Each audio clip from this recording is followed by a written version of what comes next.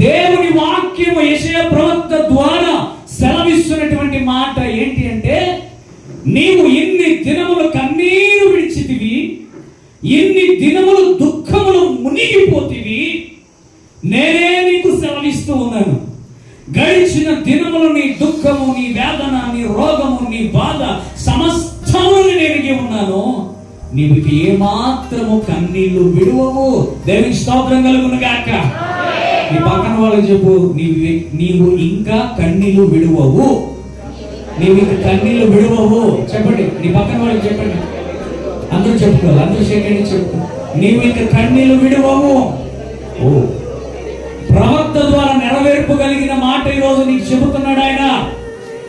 గడిచిన దినములో కన్నీళ్లు, దుఃఖము, వేదన, అవమానము, వీటితో నీ జీవితం పడిపోయావు. ఈ రోజు ఆయన స్పష్టంగా నీకు చెప్తున్నాడు, ఇక ఏ మాత్రం నీవు కన్నీళ్లు విడవవు. అంటే అవి ఏదైనా కన్నీళ్ళు వచ్చాయంటే ఆనంద బాష్పాలు మాత్రమే. దేవునికి స్తోత్రం కలుగును గాక.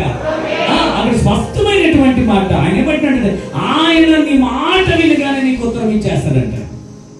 అంటే ఎట్లాగా ఆ చివరిలో ఆ మాట రాయబడి ఉంది, నీ మొర విని నిశ్చయముగా నిన్ను కరుణించును, ఆయన నీ మాట వినగానే నీకు ఉత్తరం ఇచ్చును. ఎందుకు ఇంకా చాలా మందికి ఆన్సర్ రావట్లేదు? ఎందుకు ఇంకా చాలా మందికి ఉత్తరాలు రాలేదు? నీవు రాసి పంపిస్తున్న ఉత్తరాలు రాంగ్ అడ్రస్ కి ఏమైనా పంపిస్తున్నావో జాగ్రత్త. నువ్వు చేస్తున్నటువంటి ప్రార్థన సరైన శక్తివంతముగా లేదేమో జాగ్రత్త. అది కనీసం నీ ఇంటి టాప్ కూడా దాడుతుందో లేదో జాగ్రత్త. నువ్వు రాసిన ఉత్తరం సరైన వ్యక్తి దగ్గరికి వెళ్ళట్లేదు, అక్కడి నుంచి నీకు రావడానికి ఆన్సర్. ఓకే, పొరపాట్లు ఉంటాయి. ఈరోజు వాటిని సరి చేసుకోవడానికి దేవుడు అవకాశం ఇచ్చాడు. అయ్యా, నేను సరైన ఉత్తరం రాయగలిగినటువంటి జ్ఞానాన్ని ఇవ్వు. శారీరకమైన జ్ఞానము కాదు, ఆత్మీయమైన జ్ఞానం ఇవ్వు.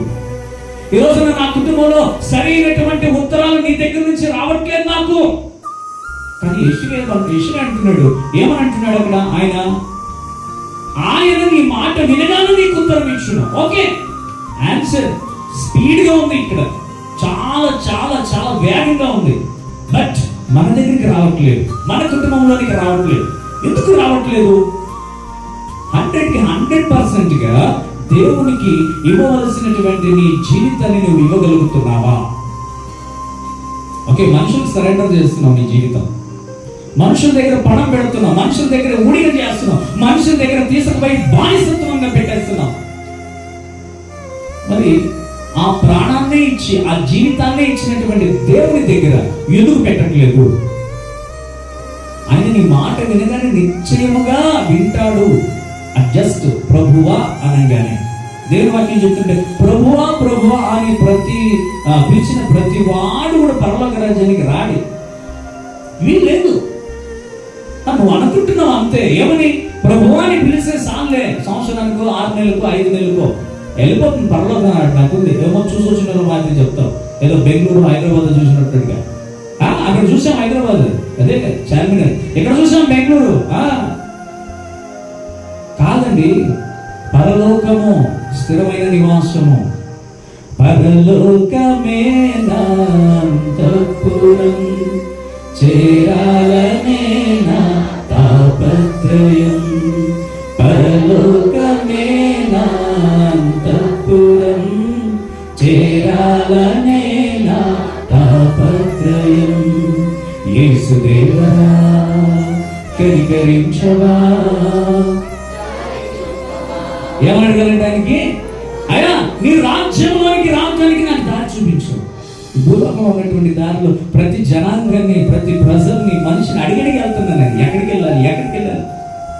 నీకు తెలియని స్థలానికి నువ్వు అక్కడ అక్కడ నిలబడి నువ్వు అడుగుతావు. ఏమని అడుగుతావు? ఈ స్థలము, ఈ ఊరు ఎక్కడికి వెళ్తుంది అడుగుతావు లేదా?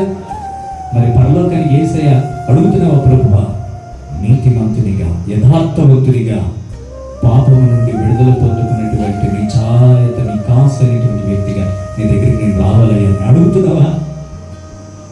ఇదే దేవుడు కోరుకుంటున్నాడు. ఓకే, దేవుడు నీకు ఉత్తరం ఇవ్వాలంటే యెషయా ప్రవక్త ద్వారా ఏమో నీకు ఇక్కడ చాలా స్పీడ్ గా ఆన్సర్ చెప్పాడు. ఇప్పుడు నీకు ఉత్తరం ఇవ్వాలంటే మనం ఏం చేయాలి? ఓకేనా?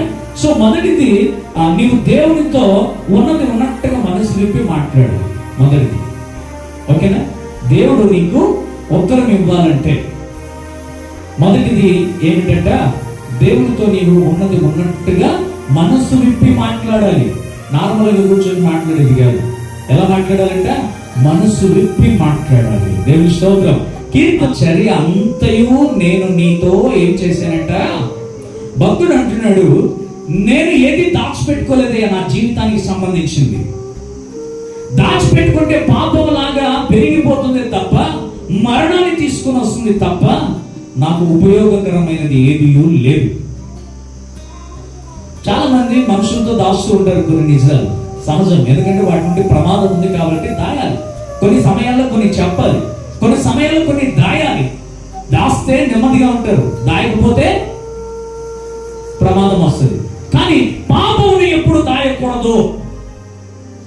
దావీదు అంటాడు, ఎంత అల్పుడనో, నేను ఎలాంటి వాడనో, ఎంత పాపాత్ముడనో, ఏ స్థితిలో ఉన్నానో, నా జీవితం ఏందో, నా పరిమాణం ఏందో, నా ఆయువు ఏందో, నేను ఎలాంటి స్థితిలో ఉన్నానో, ప్రస్తుత పరిస్థితిలో నేను ఎలా ఉన్నానో నాకు తెలియజేయ ప్రభువా అంటాడు. గడిచిన దినాలు ఎలా బ్రతికాను ఆయనకు తెలుసు. నేను మోసంగానే బ్రతికాను, నా కుటుంబాన్ని మోసం చేశాను, నా జీవితాన్ని నేను మోసం చేసుకున్నాను. నేను ఒక్కడే పాడైపోయేది కాక నా కుటుంబం కూడా పాడైపోతుంది. దావీదు తెలుసుకున్నాడు ఈ మాట. తెలుసుకుని దేవుని దగ్గర ఏమంటున్నాడు ఆయన? ఎంత అల్పుడనో, ఎలాంటి వాడినో, నాలో ఎంత పాపం ఉందో. భక్తుడు అంటాడంట, నా పాపములు ఎట్లా అంట, నా తల వెంట్రుకలని లెక్కింపలేనన్ని ఉన్నాయంట. ఎప్పుడైనా లెక్కేశారండి మీ తల వెంట్రుకలు? లెక్కేశారు ఎవరన్నా? గూగుల్ అన్నా కొట్టి చూడండి, ఏమన్నా ఆన్సర్ దొరుకుతుంది. మనిషి పాపములు అంత భయంకరంగా ఉన్నాయి. అలాంటి భయంకరమైన పరిస్థితిలో అన్ని పాపములన్నిటినీ కూడా ఒకే ఒక్క రక్తము అనే యేసుక్రీస్తు రక్తము అనే మెడిసిన్ ద్వారా నీట్గా కడగడానికి వచ్చాడు. ఆయన పేరే ప్రభు అయిన యేసుక్రీస్తు. ఆయన పేరు జీసస్. హల్లెలూయా. ఎవరు అదే సర్ఫెక్సల్ తోమేది కాదు, లేకపోతే రిన్ సోప్ తోమేది కాదు.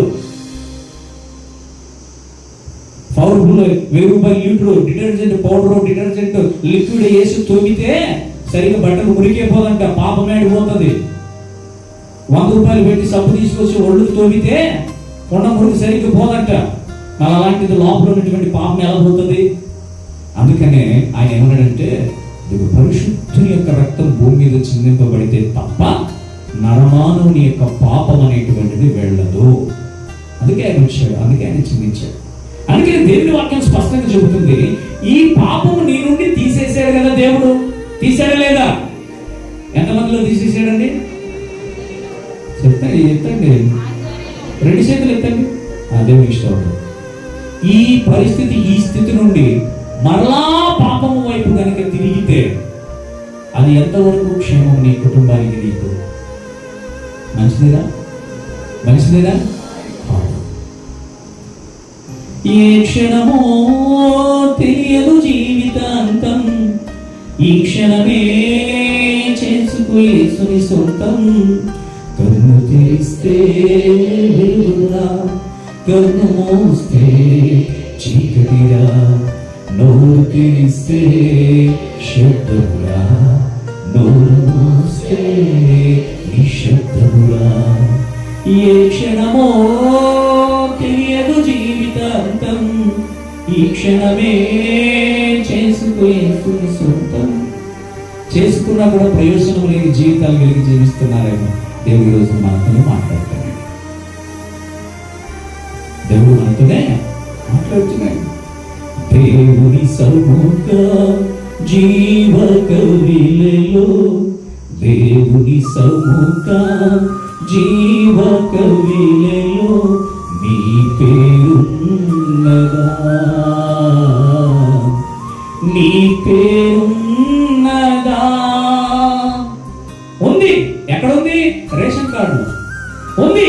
ఎక్కడుంది? హెల్త్ కార్డులో ఉంది. ఎక్కడుంది? జనాభా లెక్కల్లో. కానీ దేవుడు అడుగుతున్నాడు, పరిశుద్ధమైనటువంటి జీవ గ్రంథములో నీ పేరుందా? ఓకే, ఈ లోకంలో ఉపయోగపడేదానికి ఈ పేరు ఉండాల్సిందే, లేకపోతే కష్టం. బియ్యం రాదు, ఆరోగ్యానికి సంబంధించినటువంటి విషయాలు జరగవు, లేకపోతే జనాభా లెక్కల్లో పోతే నీకు గవర్నమెంట్ నుంచి రావాల్సినటువంటి రావు. ఓకే, ఎంతకాలం ఉంటావు? దేవుని వాక్యం చెబుతుంది 70 సంవత్సరాలు అధిక శక్తి ఉన్నట్లయితే 80 సంవత్సరాలు, 80-100 సంవత్సరాల జీవితం కోసం మనం ఈ లోకంలో పడరాని పాటలు పడుతూ ఉన్నాం. కానీ 1000 సంవత్సరాల పరిపాలనలో దేవుని దగ్గర ఉండటానికి ఏ పాటు పడటం లేదు. అందుకే ఏమన్నాడంటే మనసు విప్పి మాట్లాడు. అందుకే మొదటి మనం ఒక పాట కూడా, నాతో మాట్లాడు ప్రభువా. ఆయన మాట్లాడితే నీకు నెమ్మది కలుగుతుంది, ఆయన మాట్లాడితే నీ జీవితం మారుతుంది, ఆయన మాట్లాడితే నీ జీవితంలో ఉన్నతమైనటువంటి కార్యాలు జరుగుతాయి. అందుకే మాట్లాడమని అడిగారు. మనుషులంతా మాట్లాడితే సమస్యలు ఎక్కువైతాయి, మనుషులు మాట్లాడితే బాధలు ఎక్కువైతాయి, మనుషులు మాట్లాడితే కొట్లాట్లు వస్తాయి, మనుషులు మాట్లాడితే జీవితాలు కూలిపోతాయి, మనుషులు మాట్లాడితే గృహాలే కూలిపోతాయి. కానీ దేవుడు మాట్లాడితే కూలిపోయినవన్నీ కట్టబడతాయి. దేవుడికి స్తోత్రం కలుగుతుంది కనుక దేవుడు మాట్లాడితే కూలిపోయినవన్నీ కట్టబడతాయంట. మరి ఎవరితో మాట్లాడతావు నువ్వు? మనసు విప్పి. మనుషులతోనే ఎక్కువ మాట్లాడుతున్నావు. సాక్ష్యం చెప్తావు మనం ఏమని? నా మనసు వాళ్ళకి తెలుసు, నా జీవితం వాళ్ళకి తెలుసు. ఏం తెలుసు? నీ తలకాయ తెలుసు, నేను ఎట్లా కూలగొట్టాలో తెలుసు, నేను వెనకాల ఎట్లా పొడవాలో తెలుసు, నేను నిలబెట్టాలనే రూట్ ఏం లేదు. వాస్తవం చెబుతున్నా. అవ్వదు, సాధ్యం అవుతుంది. కొంచెం ఒక మెట్టు పైకి చూడు, పొడుస్తారు, అప్పుడు అర్థం అవుతుంది. అందుకే దేవుడితో మాట్లాడు, నెమ్మది కలుగుతుంది. దేవుడితో మాట్లాడు, ఆయన రాజ్యము ఆయన నీతి నీకు అప్పగిస్తాడు ఆయన. అందుకే చాలా స్పష్టమైనటువంటి మాట ఏమంటున్నాడంటే ఆయన అక్కడ చాలా స్పష్టంగా రాయబడింది కదా, నా చర్య అంతయు నేను చెప్పుకనగా నీవు నాకు ఉత్తరం ఇచ్చితివి. మనం సరిగ్గా చెప్పుకోవట్లేదు కాబట్టి మనకు ఉత్తరం రాలేదు. మనమేం కూర్చుంటాం? 5 నిమిషాలు కూర్చొని పెద్దలు కూర్చొని వస్తాము.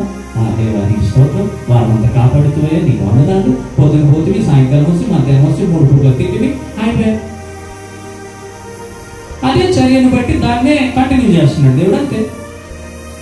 నీ చర్య అంటే ఏమి తెలుసా? ఉదయం లేచిన మొదలుకొని రాత్రి పడుకునేంత వరకు ఏమి జరిగింది అనేది దేవుని దగ్గర మొరపెట్టి చెప్పాలంటే మనం ఆ చర్యను మరుసటి రోజు ఎలా ఆయన దీవెనకరంగా నడిపించాలో మరలా నిన్ను తగిన జ్ఞానంతో నింపుతాడు. అంతే. నువ్వు చెప్పేది 3, ఆయన చేసేది 6, అంతే అయిపోయింది. కానీ నువ్వు సమస్యను చెప్పట్లేదు, మనసు విప్పి మాట్లాడట్లేదు. ఎప్పుడు చెప్తాను తెలుసా? మనసు విప్పి ఎప్పుడు మాట్లాడతావు చెప్పండి దేవునితో.